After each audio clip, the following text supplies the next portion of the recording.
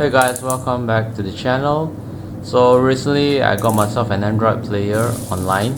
Yep, it was a difficult decision to make of instead of getting it from a physical shop that I will get it online because of price factor, and also to save some money from doing installation. So it was a difficult decision. Why? Because online they are well known for a lot of sellers selling fake specs Android players. So many times you will see just people buying online, and once when they fix Android player, it is not what it was advertised. Even the specs are fake.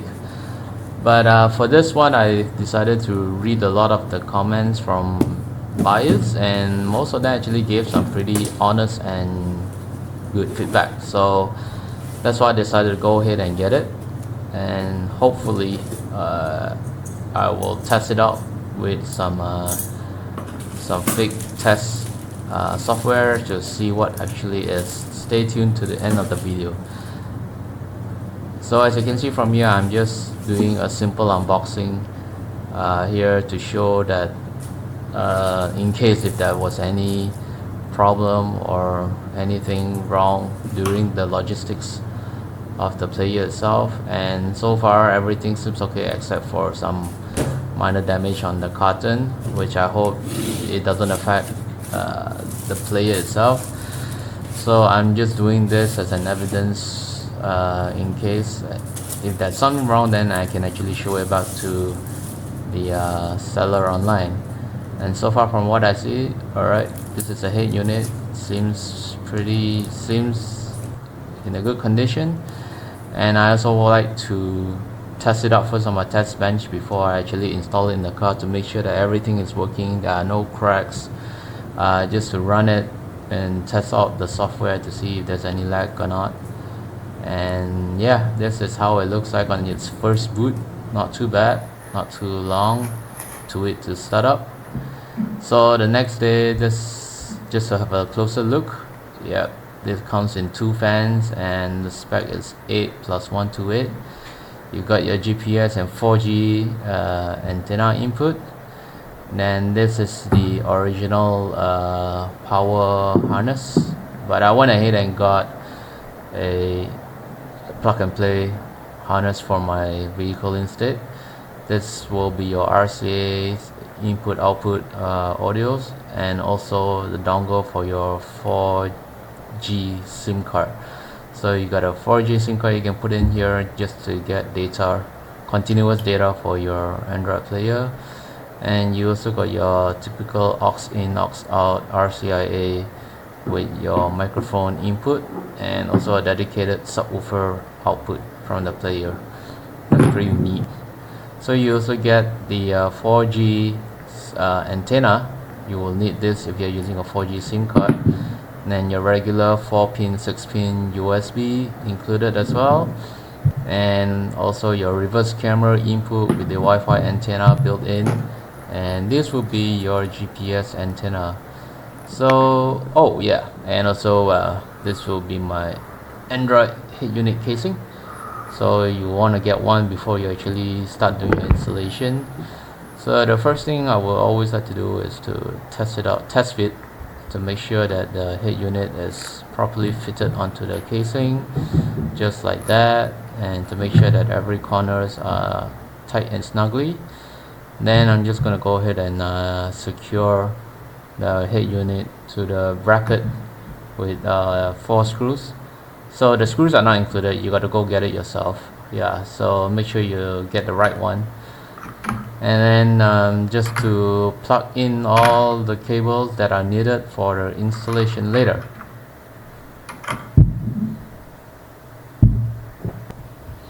Okay, so as you can see from here, this is my current setup. I've got currently using a Kenwood 7-inch multimedia head unit, 200mm, just so it's the same specs with Toyota head unit.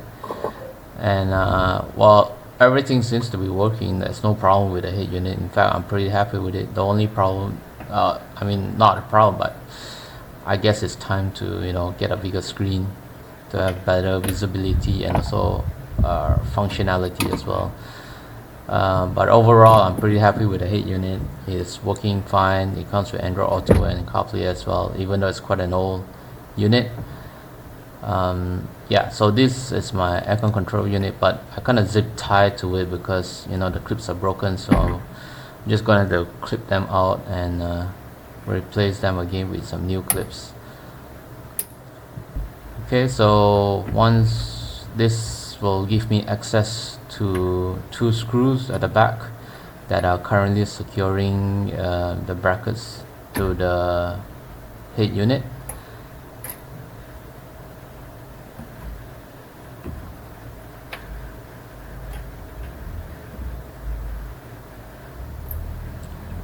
Just like so, and pops comes out the head unit.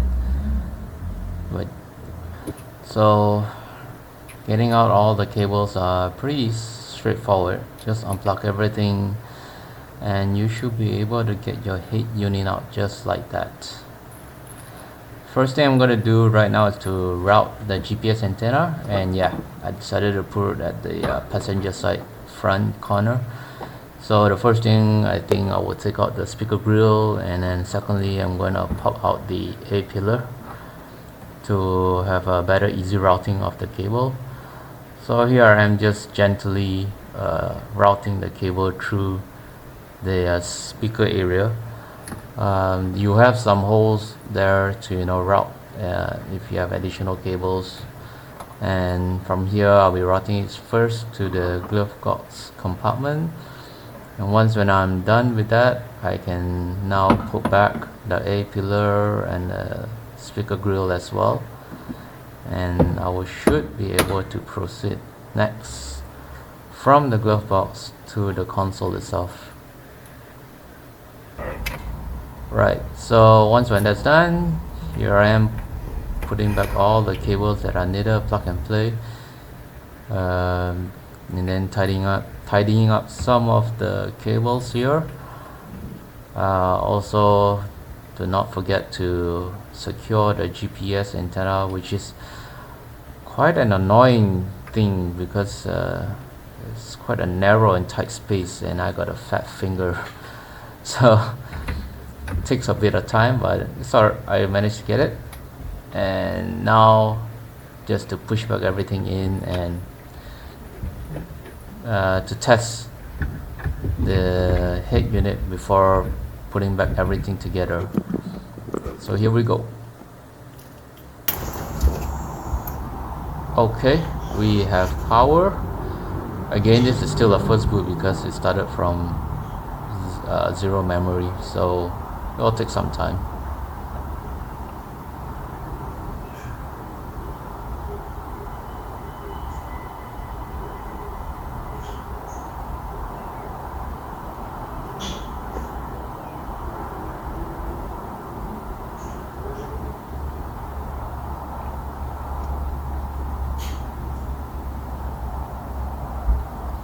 Okay, we are in now. So next thing I would like to do is to test the sound to make sure that all the speakers has sound coming up. And one of the better way to do it is to actually go ahead into the fader setting.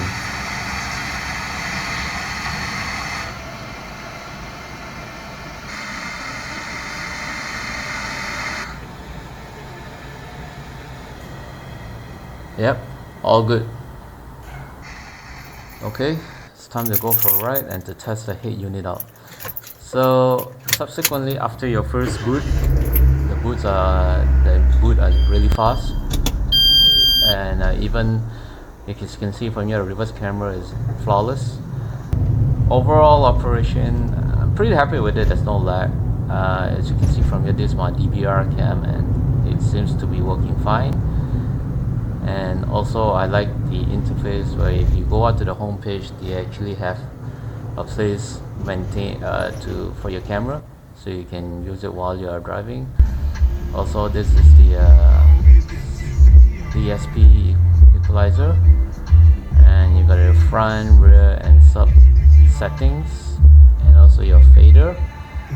Another thing is that they gave you a fan application as well. So this fan, they comes in either automatic mode or manual mode, so it's good in my opinion to ensure that your heat unit always get its optimal temperature during the entire operation. Okay, so next it will be your standard wireless Apple CarPlay and Android Auto. No issue with it as well, very flawless. Every time when I start the car, it just auto connects to it. Pretty happy with it. Okay, to verify the authenticity of the hardware, I'll be using this app called Fake Device Test. You can get it on Google Play Store and just install it into the head unit. So let's see, what do I have here? Okay, so on the front page is where it says that I have 8-core processor with SoC UNISOC of UIS 8581A, that's correct, and I have 8.28 gigs of RAM, which is, yeah, that's good, that's true as well. On the downside though, on my storage, I only got 56 GB as compared to what it was told, 256 GB. Not a deal breaker though. So this is a list of my active CPU cores that are actively running. So overall, the test did come up as what I expected, but not on the storage. So that's not again, it's not a deal breaker or something major, as long as the main components are authentic, such as the CPU, the cores, and also the RAM itself. So overall, the performance wise, I'm pretty happy with it as well. Wireless connection to Android Auto and CarPlay is smooth, no lags, and also the overall experience is pretty good. So, well, did I get scammed? Not really though. I won't say 100% perfect as well. So, but overall, it's pretty good. So okay guys, that's it for today's video. I hope you enjoyed this video, and I will see you in the next one. See ya.